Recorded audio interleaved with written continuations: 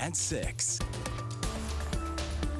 Good morning, everyone. So glad you're with us. I'm Eric Connert. And I'm Netta Irampour. Yeah, thank you for being with us here. If you're still struggling right now with the economic fallout from COVID, you can actually start applying for $4,000, and that application process starts today. San Diego County approved this program to help low-income families, seniors, and adults still dealing with economic hardships from COVID.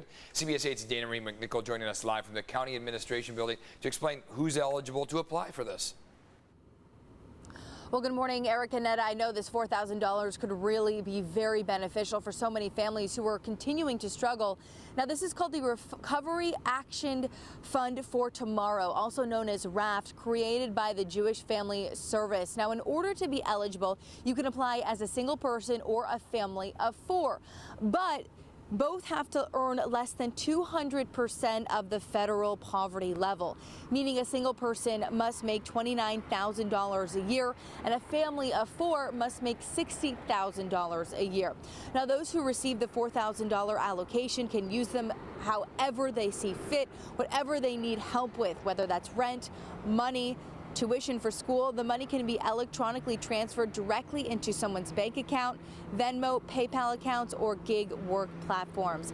Now, family and single people can apply for the funds starting today through Sunday, May 21st. Now, officials say that they will be selected randomly from a pool of applicants by the Jewish Family Service to receive the money. We spoke to them about the details. Take a listen.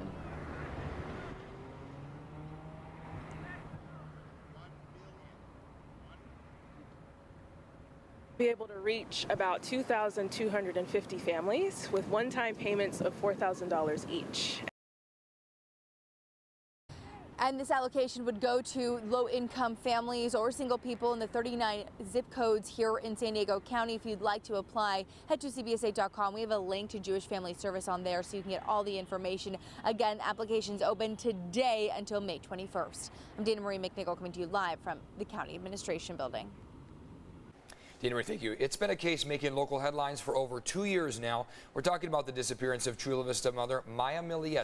Now today, there's going to be a hearing in the guardianship case of her 3 children. It's all set to take place pretty soon here. CBS 8's Chris Groh live outside the Hall of Justice, and the hearing will take place in a couple hours. What are some of the details, Chris? Yeah, we're just under 3 hours away right now from this hearing. It's a pre-trial readiness conference, so this is likely going to be the case where both sides present facts to the judge and they decide whether or not to move forward with a trial start date, whether or not they are essentially ready to begin this guardianship trial. Now, we have 2 parties that have petitioned for the guardianship of the 3 children that were shared there by Larry Miliete and Mayamiliee.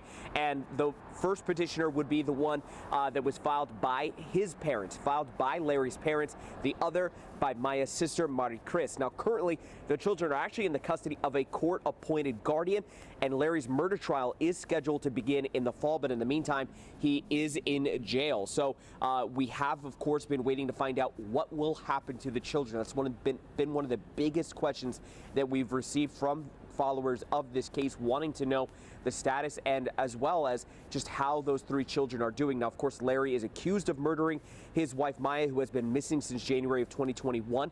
It's been a really hard series of events here since that date of January of 2021 for the family. In fact, here is Maya's sister, just who we spoke to last week. Take a listen. It is not at all surprising that the court's initial inclination in an emergency setting is to just maintain the status quo as it exists today. And for more information on this hearing, you can go to CBS8.com, click on that story link, and of course we will have the latest from this hearing. Eric and Netta. All right, Chris, thank you for that.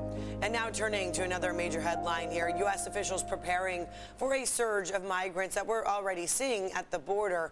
There's bipartisan concern that the country is not ready to handle what's been happening. As migrants are gathering at the U.S.-Mexican border, lawmakers from both parties are sounding the alarm.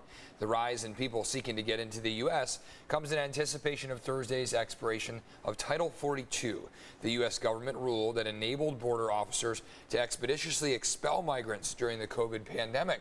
The Department of Homeland Security has repeatedly stressed the southern border is sealed and is giving fair warning to those trying to come across. And now House Republicans are set to vote this Thursday on a border security package to succeed Title 42. So once Title 42 ends, they may vote for H.R. 2. So this codifies some of the programs from the Trump administration, including the major one, the Remain in Mexico policy, which says migrants have to stay in Mexico as they wait to go through the asylum process. If that passes, it's not expected to get through the Democratic-led Senate. And now let's show you what's going on in this border city in Texas, El Paso, under a state of emergency right now. Our partners, our CBS affiliate there in Texas, saying they're seeing around the same amount of people that we are seeing in the San Ysidro area and in Tijuana. However, shelters there in El Paso are at capacity, forcing many migrants to have to sleep on those streets. San Diego has yet to see a similar situation. Closer to home, Tijuana has more than 36 shelters, which may explain in part why migrants are staying in Mexico and not being sent here. As we take a look outside here on this Monday, looking like it's going to be a pretty comfortable day out there so far. Yeah, we're starting it off really nicely. I mean, take a look outside. Dense marine layer, which is a bit of a difference compared to, say, what we saw over the course of the weekend. Beautiful weekend out there. Temperatures were comfortable, but not above average. Friday and Saturday, we were below average along the coast. Sunday, yesterday, we matched average. So no portion of the weekend was in the above average range, even with our afternoon high temperatures. Still feeling very nice out there. A lot of sun beaming down on us. Today is going to be a day where temperatures are likely going to peak in the mid-60s along the coastline, upper 60s inland, patchy clouds to kick off the morning. By the late morning, early afternoon, we'll get a lot more sunshine in the forecast. So here's Otay Mountain. I mean, all morning long we've watched as those clouds spread all the way to the western slopes of the mountaintops, indicating that cloud layer is quite dense to kick off the day. Sunrise was at 5:55, so just beyond 10 minutes ago. Sunset's going to come tonight at 7:35 p.m., and you can see what those temperatures look like along the coastline for this afternoon. This is the warmest we'll see this afternoon. 71 for Santee and El Cajon, so still very, very nice out there. 68 in La Mesa. 66 in San Diego. We look up the coastline to North County, and you can see mostly along the coast the low to mid 60s, and then you start to move inland and we climb to the upper 60s. Fallbrook, Vista, San Marcos, and Rancho Bernardo all peaking at 68 degrees for this afternoon, and the sun beaming down on us after those clouds pull back. Mountains are comfortable, 60s, 80s, near 90 for Borrego Springs and Ocotillo Wells as your forecast high comes around. The first half of the week involves a trough of low pressure that's going to increase our cloud layer for tomorrow morning and Wednesday. Wednesday's our best opportunity for maybe a few sprinkles out there, so some light rain with that dense marine layer and the coolest of temperatures. But beyond Wednesday, that trough clears out to the east and a ridge of high pressure builds in its place. We start to see those temperatures climb by the end of this week, right in time for your Mother's Day weekend. So a very comfortable Mother's Day weekend is what we're expecting. Walking out the door right now, 52 in Oceanside, 53 in Encinitas, 56 in El Cajon. If you've started to feel that these temperatures to kick off your Monday morning are a bit warmer than where they were yesterday morning, well, you are correct. Those dense clouds are helping to hold in some of the warmth from yesterday, and in turn, Ramona is 10 degrees warmer right now than 24 hours ago, along with Alpine, 9 degrees warmer in El Cajon, 4 degrees warmer in Del Mar. So most of our temperatures to kick off this morning are just slightly warmer than yesterday because of those clouds, and that indicates that it could be some time, another couple hours, before we'll start to move toward